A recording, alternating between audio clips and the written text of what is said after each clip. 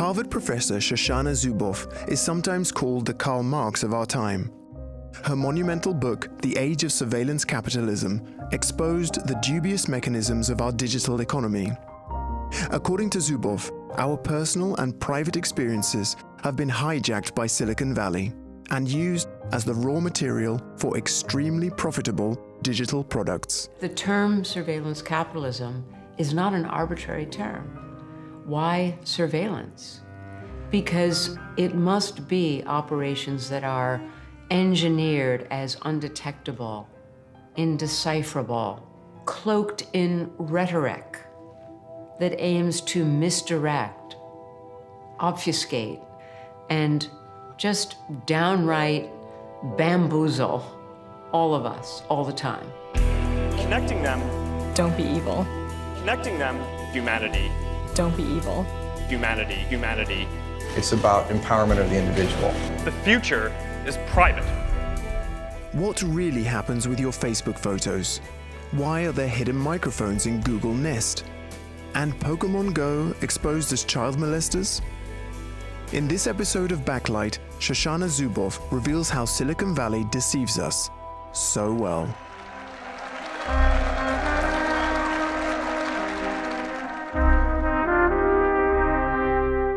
How all this comes into play when I buy a pair of shoes on the internet? Well, you know, some people will say to me, but Professor Zuboff, I like those targeted ads. They're so useful, or I enjoy personalized services.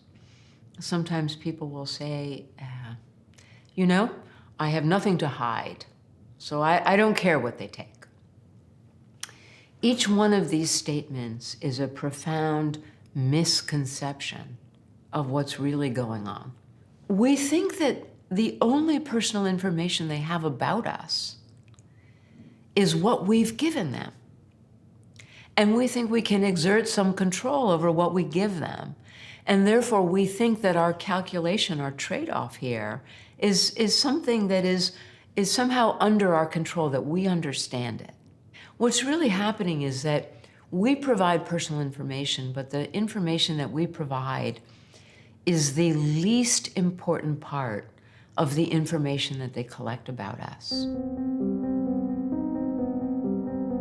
Thanks to their navigation and search engine, Google knows where we are all the time and what we think.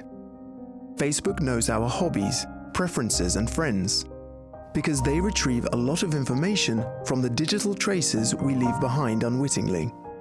Spelling errors in your search terms, which color buttons you prefer, how fast you type, how fast you drive. Residual data. Way back at the beginning, back in the year 2000, 2001, 2002, back in those days, these data were considered just extra data. They were considered waste material. And people called them things like digital exhaust or data exhaust. Eventually, it was understood that these so-called waste materials harbored these rich predictive data.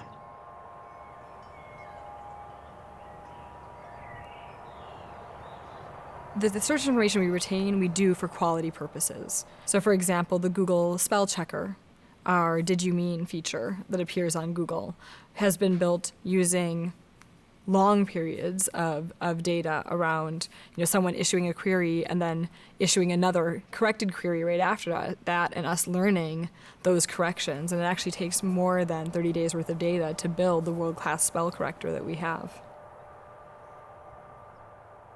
The companies like to say, we collect data so that we can improve our service. And that's true. They collect data, and some of it is used to improve the service to you. But even more of it is analyzed to train what they call models, patterns of human behavior. So once I have big training models, I can see how people with these characteristics typically behave over time. And that allows me to fit your data right into that arc and to predict what you're likely to do, not only now, but soon and later. This is what I call behavioral surplus. These data streams filled with these rich predictive data. Why surplus? Because right from the start, these were more data than was required to improve products and services. Once you have the behavioral surplus, the comprehensive behavioral data of hundreds of millions of people, you can start predicting the preferences of specific groups. Think popular shoes for male managers, or the preferred restaurant of a group of people sharing the same zip code. Maybe they do a prediction of where I have dinner tonight, or how can I imagine what they will predict about me? Well, you know, at the simplest level, they may predict the kind of food you're in the mood for right now, and then sell that prediction, auction that prediction to their business customers in the restaurant business, who will then send you a very quick ad. We know you're in the mood for a delicious pasta dish tonight. We can invite you to our restaurant, and here's a discount coupon. There are some people who are saying, well, it's very improbable that those targeted ads really can achieve something, because people have their own will and they will not buy some shoes just because there is an ad in front of them. You know, I think one of the misconceptions that it's really important for us to move away from is that surveillance capitalism is something that is only manifest in our lives when we're online, or somehow it's only restricted to online targeted advertising. It's easy for us to say, oh, these things don't affect me. The fact is, this is being conducted at a layer that is not accessible to us. We have no idea what today's algorithms can predict about us, or what behavioral data they use to do it. A simple thing like buying a certain kind of shampoo can divulge essential information about us. For example, the New York Times reported a case of a supermarket chain that knew a girl was pregnant even before she did, or was prepared to share the news. The market's algorithms discovered that the girl switched from fragrant shampoos to more neutral-smelling products. Since the olfactory sensors of pregnant women become stronger, the market algorithm assumed this girl must be pregnant. Her father didn't know, until he was repeatedly sent special offers for baby products. Thanks to the analysis of trillions of terabytes of behavioral data that we unwittingly leave around the digital domain, big tech sometimes knows us better than we know ourselves. They can predict things like our personality, our emotions, our sexual orientation, our political orientation, a whole range of things that we never, ever intended to disclose. The predictive value that big tech can glean from residual data is huge.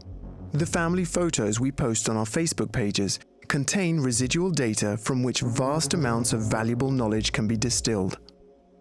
Let's say I put my children's birthday party photo album on the web, on the Facebook pages.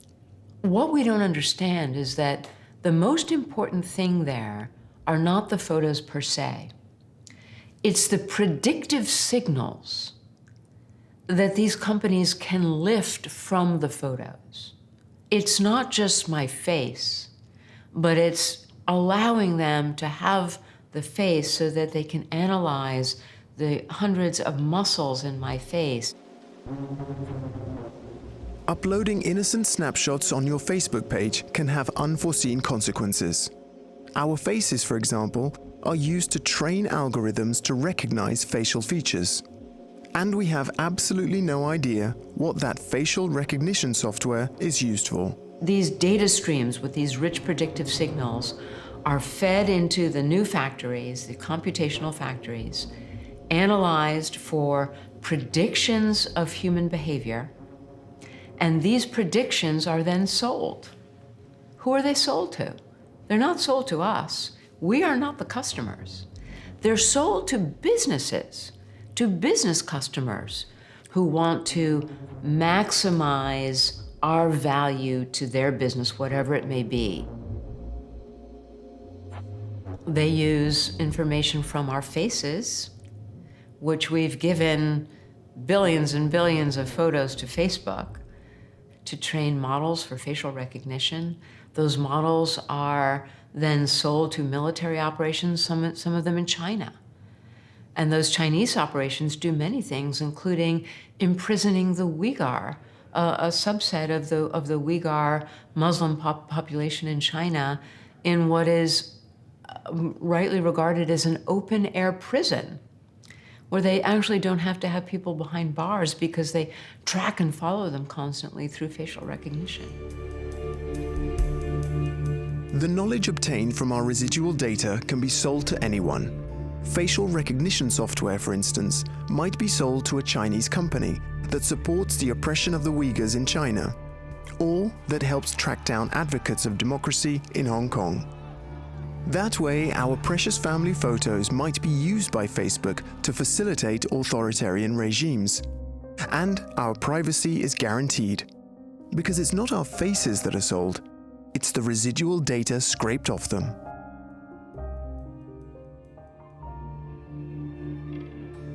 It's very difficult to have a concept of this for a very good reason. It's not because we're stupid. It's because these processes have been disguised. They operate in stealth. They have been engineered to be indecipherable, to be undetectable, to create ignorance in a vast group of all of us that they call users. Our ignorance is their bliss.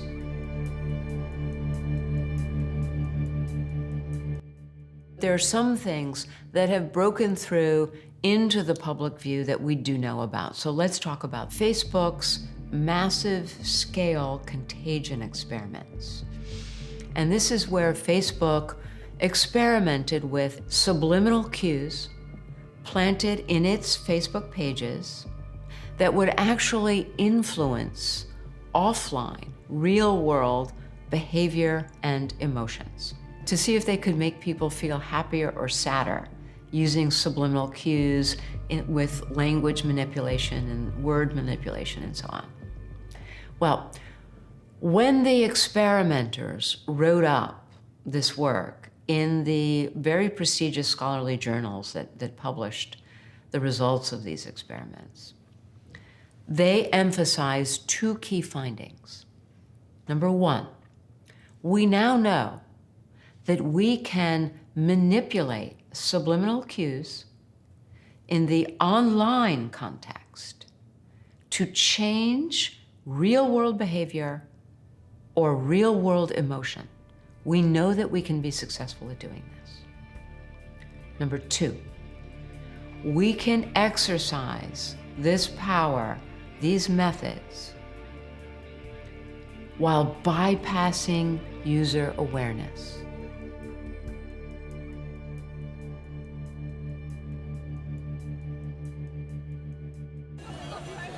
Een grote groep Pokémon Go-spelers heeft met elkaar afgesproken in Leeuwarden. Samen gaan ze de stad door om zoveel mogelijk Pokémon te vangen. Alleen in Nederland al spelen ruim 1,3 miljoen mensen het spel. A very interesting experiment occurs in the guise of an augmented reality game called Pokémon Go. In het spel loop je rond in de echte wereld. Op allerlei plekken zitten Pokémon verstopt. Je moet er dus naartoe gaan om ze te verzamelen.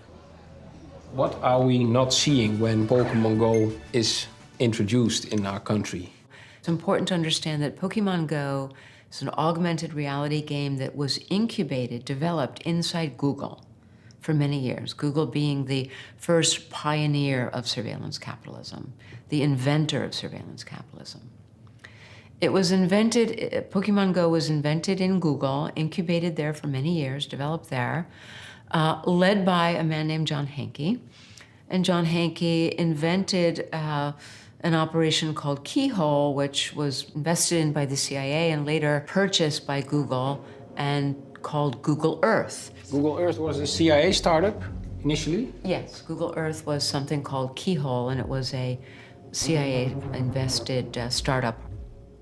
So it's important to understand that Pokemon Go was not some happy little game that just got launched into the world by a toy company or something.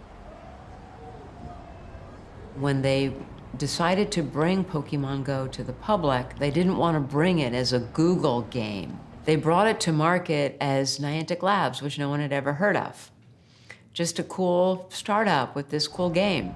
So now we have this Google augmented reality game, and it turns out that the big game that is on top of the little game that the children are playing is a game that precisely emulates the logic of surveillance capitalism. So in surveillance capitalism, in the original version online, we predict the click-through rate, and we sell the click-through rate to the advertiser, who pays to get clicks on their website, clicking through ultimately to the buy button. That's what they're hoping for.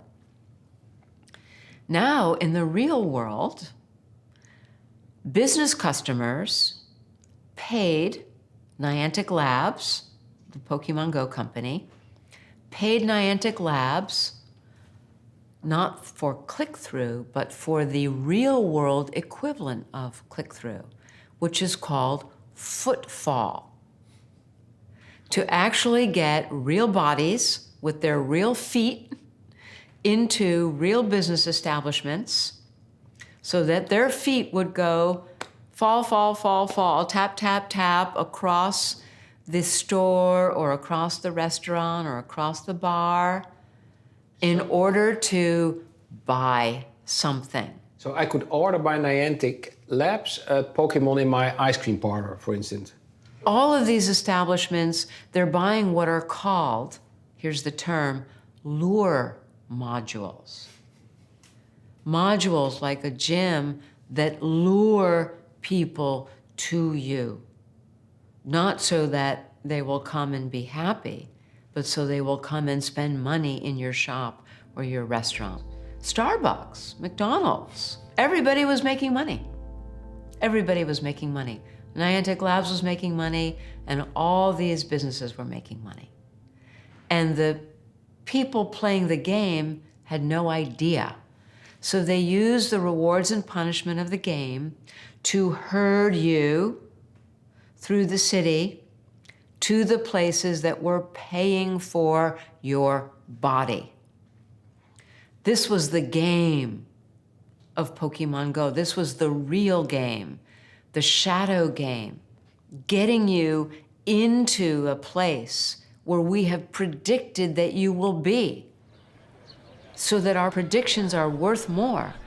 If I can guarantee you're actually going to be there, my prediction that you're going to be there is worth a lot more. Economies of action are how I guarantee that. And Pokemon Go was a large-scale experiment, a global-scale experiment in economies of action, using remote control means to automate behavior, to engineer behavior, to fulfill others' commercial ends, while you are having a great time.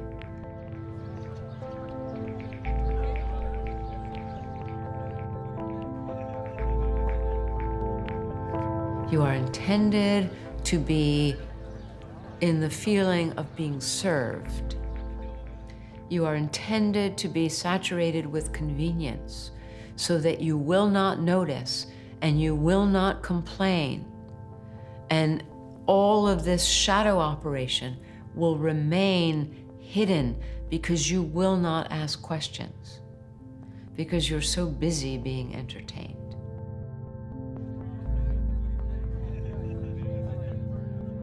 So it's no longer enough to just have what you're doing online, you're browsing, you're sending messages, you're sending emails. We want to know about your walk in the park. We want to know about what you're doing in your car. We want to know about your home and what you're doing in your home. What if home security was different? What if it looked different?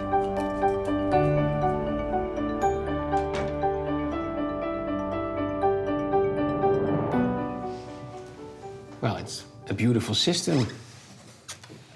Some bright engineering-oriented person discovered that the Nest security system has a microphone built into it.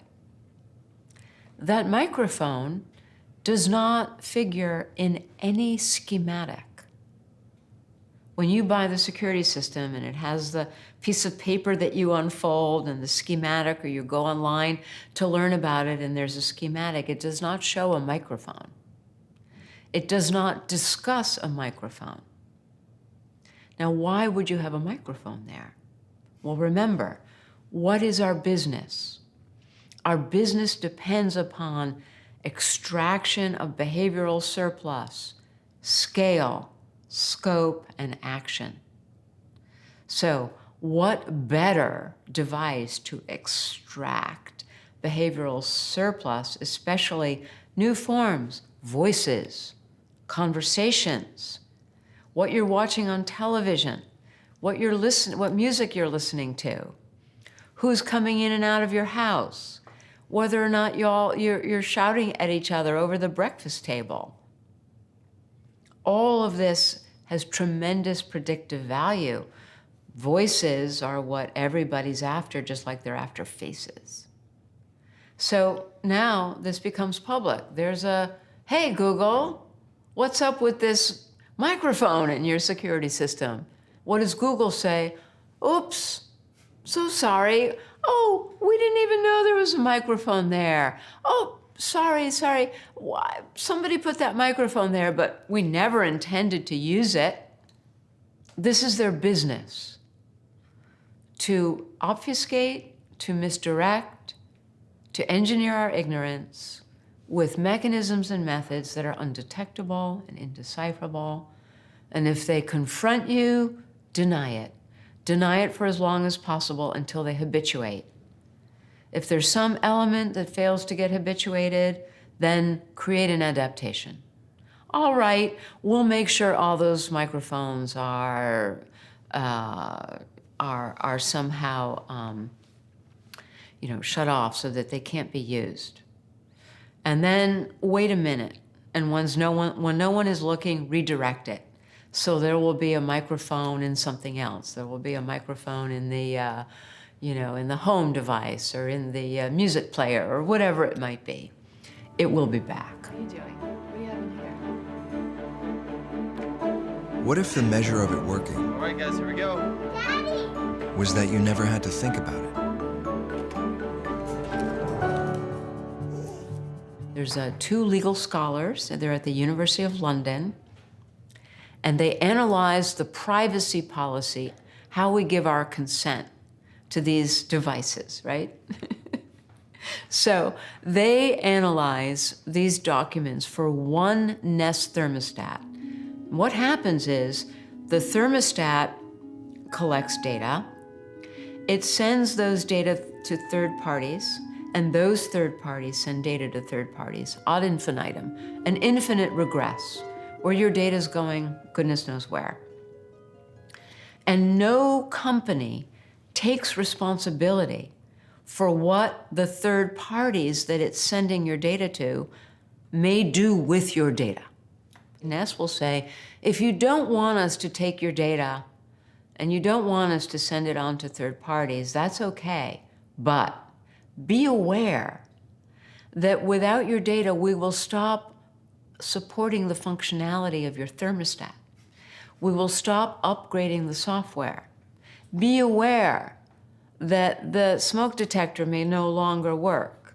Be aware that the pipes in your home may freeze. So now the functionality of the device is held hostage to your agreeing to the privacy contract.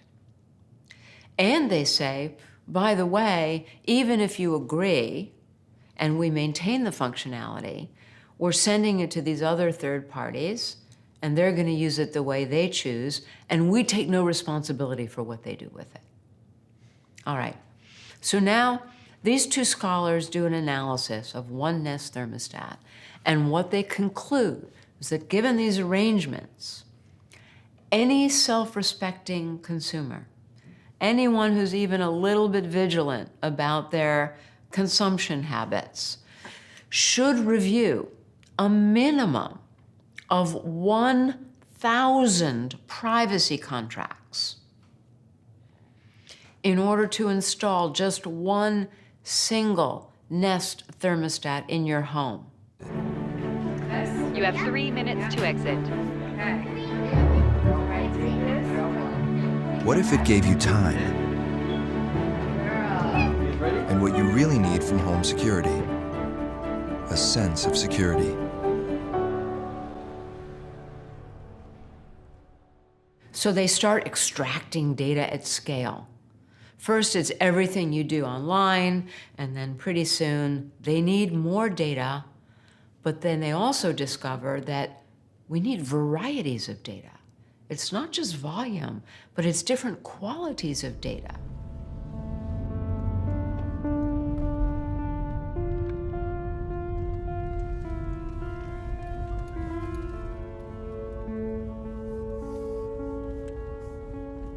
De problematiek in het hele mobiliteit wordt in ieder geval precies hetzelfde als de problematiek wat wij nu al op het internet meemaken, met je smartphone meemaken. Dat je eigenlijk zonder het te weten betaalt met je privacy. Want die auto weet precies wat je doet, waar je naartoe gaat. Er zitten 15 camera's op een beetje moderne auto dadelijk. En ja, als jij toegang hebt tot 1% van alle auto's, dan weet jij alles wat er op de wereld gebeurt. Ja, als die data dadelijk meer waard gaat worden dan het kost om met een auto te rijden, wie weet krijg je dadelijk een gratis auto aangeboden. En je betaalt met je privacy. Net als met al die gratis diensten die je van Google krijgt, gaat het daar misschien ook met het autorijden worden. Well, surveillance capitalism broke through in Silicon Valley 2002, 3, and 4. It changed the bar for investment. Now you had Google making money on the basis of what I call the surveillance dividend. Now, what venture capitalist wants to invest in a firm that's, just making an app when it can invest in a firm that's making an app plus the surveillance dividend? So what happened right away was that the investment started flowing to the people who were making more money, and that more came from the surveillance dividend. And now that is the structure that is flowing across the whole economy. Why bother to put all that effort into the engineers and the factories and the science to make a car that runs without carbon, when all we need to do is sell the data from the darn vehicles, and we've got the surveillance dividend, and all those investors are going to come to us and give us the kind of market capitalization that the leading surveillance capitalists have. That's our new lease in life. That's our path forward in the 20th century. En die data is zoveel waard, daar zit iedereen op te azen. En daarom wil Google ook graag in die wereld van automotive, want op zich valt er met auto's niet zo heel veel te verdienen. En die gaan die auto als paard van Troje gebruiken om aan al die data te komen. We even now see it coming full circle back to the birthplace of mass production in the Ford Motor Company, where the CEO of Ford Motor now says, we want market capitalization like Facebook and Google. How do we get it? Well, instead of figuring out how to make a car that runs carbon-free, what we're going to do is repurpose our automobiles as surveillance vehicles, and we're going to stream data from the 100,000 people who are driving around in Ford cars. We're going to combine that with the data we have from Ford Credit, where he says, we already know everything about you. And these data sets are going to put us on a par with the likes of the great surveillance capitalists, and who wouldn't want to invest in Ford Motor under those circumstances?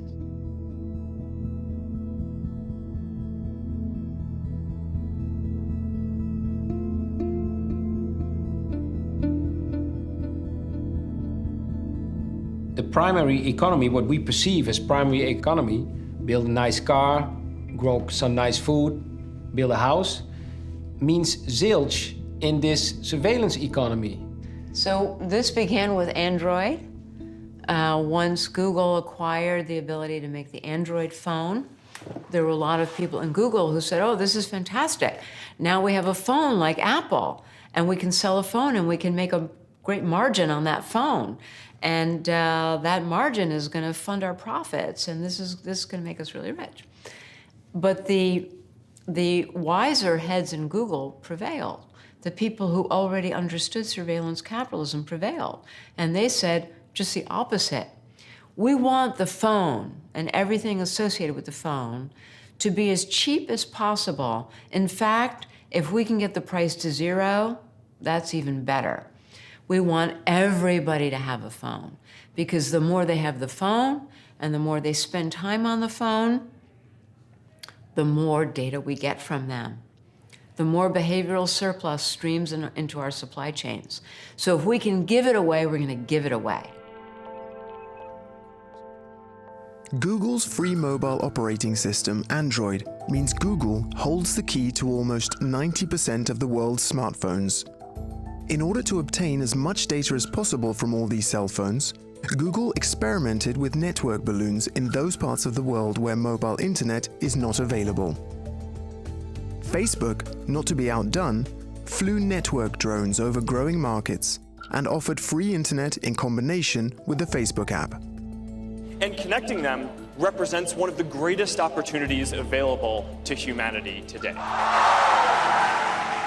Hi, Mark. Why are you showing so much interest in India? Answer honestly. Our mission is to give everyone in the world the power to share what's important to them and to connect every person in the world. Aware of the potential dangers of American data robbery, India politely declined the offer and made do without Zuckerberg's generosity. In other parts of the world, Facebook's true intentions are becoming clearer every day. But we need whistleblowers for that. Facebook is happy to take our data, but not prepared to share information on how the company works. So this is a document written by Facebook executives in Australia, and what they told their business customers there was that we have so much data about 6.6 million Australian young adults and teenagers. As a result of that, we can predict mood shifts. We can predict when they feel stressed, fatigued, anxious, inferior, frightened. All of these kinds of very personal feelings. And we can alert you the exact moment when they are most likely to need a confidence boost. Let's say there's a young person who's contemplating a date over the weekend, and it's now Thursday night, and their anxiety is peaking, and they need a confidence boost. If you send them an ad for a sexy black leather jacket, send it right now, offer free delivery, tell them you'll have it at their door by the time they wake up in the morning, give them a discount coupon, right? You're gonna sell that black leather jacket. Do it now, and we can tell you the exact moment when they are at peak vulnerability. That is real. That's happening. And if you don't believe me, all you have to do is just pivot a few degrees to something that happened in 2018. And what is that? That came from yet another whistleblower. His name was Chris Wiley. And he told us about Cambridge Analytica. Chris Wiley, a former employee of the British company Cambridge Analytica, sounded the alarm about the methods used by this political marketing business. Cambridge Analytica used the Facebook data of more than 80 million Americans to analyze the best ways of manipulating American voters. One of the things that Chris Wiley said when he broke this story with The Guardian back in 2018 is he said, we knew so much about so many individuals that we could understand their inner demons. And we could figure out how to target those demons, how to target their fear, how to target their anger, how to target their paranoia. And with those targets, we could trigger those emotions. And by triggering those emotions, we could then manipulate them into clicking on a website, joining a group, telling them what kind of things to read, telling them what kind of people to hang out with, even telling them who to vote for. Now, that is absolutely no different than what Facebook aimed to do with these young people, innocent young people in Australia and New Zealand, to target their inner demons. The same mechanisms, the same methods, only pivoted just a few degrees from commercial outcomes to political outcomes. Cambridge Analytica was nothing but a parasite on a huge host, and that host is surveillance capitalism.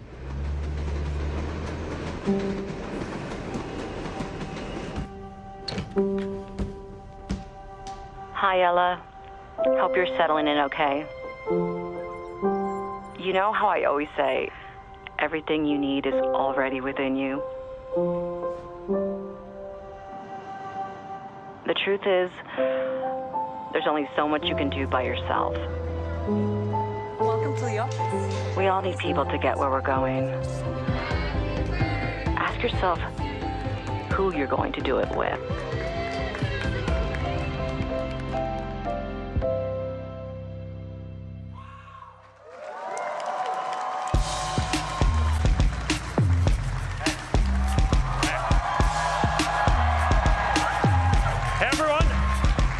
Welcome to F8. Today, we're going to talk about building a privacy-focused social platform. So that's why I believe that the future is private. So we're all good then, Professor Zuboff? Well, in June 2019, which happened to be just a couple of months after that grand announcement that the future is private, there was a very interesting court case that was being tried before a California judge. And this court case was a class action suit brought by individuals who were demanding from Facebook. They wanted to have the data that Facebook had made available to Cambridge Analytica to see if they had been targeted and manipulated by Cambridge Analytica. And this had come to a head in a California court. The Facebook counsel who argued this case stood in front of the judge and said that any Facebook user gets on the platform and typically is sharing information with 100 or more people in their network.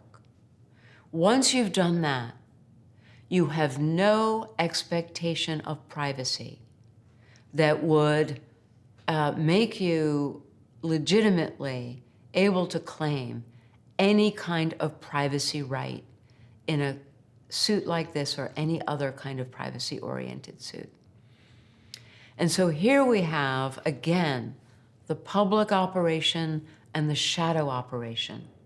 What's happening backstage is a lawyer standing in front of a judge saying, no Facebook user has any legitimate expectation of privacy.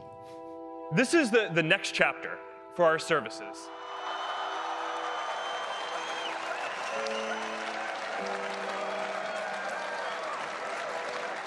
You have some Google products you use, if I may ask. No. How do you survive?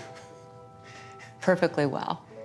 If there is an occasion where I feel the absolute need to use Google, I go through various layers of encryption and location reconfiguration before I go to Google search, just on principle. There is a way to escape the omnipresent eyes of Google and Facebook. You can use a VPN and send all your data traffic through a secure server in another country. But big tech won't lose any sleep over individuals resisting the surveillance capitalists. I don't want anyone to get confused that if you forego Google search, you are somehow, fighting the fight, because this is a collective problem and it requires collective action.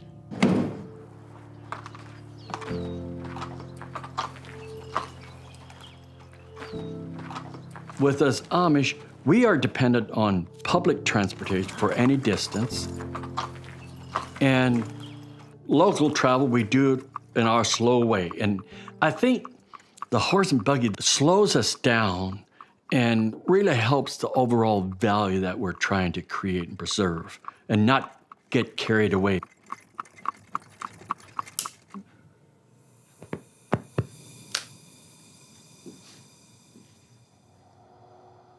A regular computer with your safety walls, where you can't get on porn sites and things like that. Now, when our lockdowns that we have, that is totally locked down. Can you go on the internet with this computer? No, absolutely not. It will not play a movie picture or music or anything like that. It's not a computer that was torn down. It was built from the ground up like this. Especially for Amish. Yes. Would you mind showing me your mobile phone? Okay, yes. The only thing you can do with that is call. You cannot text, do anything like that. It's just a portable phone. So this is where it stays. But as far as going home, no, I don't have it. I keep it right here. That's for the business. The technology is progressing so fast, it's hard to deal with. We have to teach what the moral impact is in being involved in this so each individual can make better choices for themselves.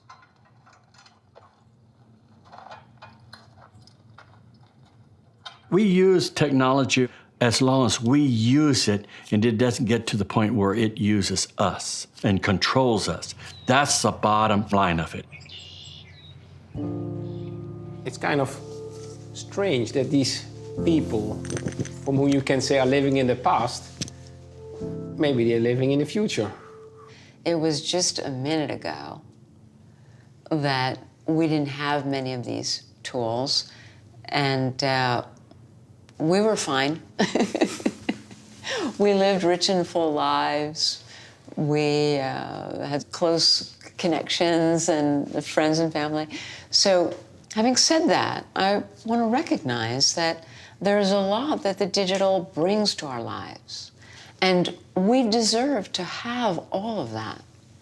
But we deserve to have it without paying the price of surveillance capitalism. And right now, we are in that kind of classic Faustian bargain. 21st century citizens should not have to make the choice of either essentially, going analog or living in a world where our self-determination, our privacy are destroyed for the sake of this market logic. That is unacceptable. And let's also not be naive. You get the wrong people in charge of our government at any moment, and they look over their shoulders at the rich control possibilities offered by these new systems. And there will come a time when, even in the West, even in our democratic societies, our government will be tempted to annex these capabilities and use them over us and against us. Let's not be naive about that. When we decide to resist surveillance capitalism, right now, while it lives in the market dynamic, We are also preserving our democratic future and the kinds of checks and balances that we will need going forward in an information civilization if we are to preserve freedom and democracy for another generation. The European Union already has legislation with which it regularly wraps American tech businesses over the knuckles. Google was fined several $1 billion because it had abused its monopoly position. In theory, European citizens are protected against data robbery by regulations for fair competition and by the GDPR, the General Data Protection Regulation. And do you think that the EU data protection law is a step in a good direction, or is it sufficient? We have privacy laws, and the GDPR is the furthest frontier of our privacy laws. And we have antitrust laws. The thing is that as important as these laws are, we still need more, because surveillance capitalism is unprecedented. And so we're going to need the laws and the regulatory regimes that respond directly to these new unprecedented operations. GDPR talks a lot about data ownership, data accessibility, and data portability. These are very important things if the only data that we're talking about is the data in the public operation, the data that we've given to the corporations. But as we have seen, most of the data that they use to feed into the factories, to produce the predictions, these are data that we haven't given. Or if we've given, we don't even know that we've given, because it came in our exclamation points. It came in our walk in the park and picking up the cadence of our voice and the timbre of our voice, all rich predictive signals. So no matter how much data ownership we claim, or accessibility or portability, most of the data is in the shadow operation. And the shadow operation is never coming to us. We will never get those data. They claim them as data that they own. They took it from our lives. They took it from our private experience without our permission. They analyzed the data. They made it into products. They sold the products and they took the profit. Illegitimate profit, because they took it at the beginning without asking, without our knowledge. Recall, bypassing our awareness. Do the EU have a chance against the behemoth of surveillance capitalism?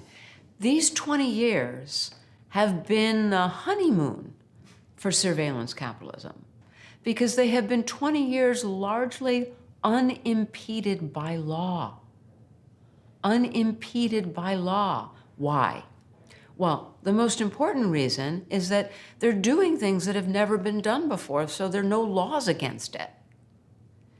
Just like factories employing children, you know, in a mass production factory.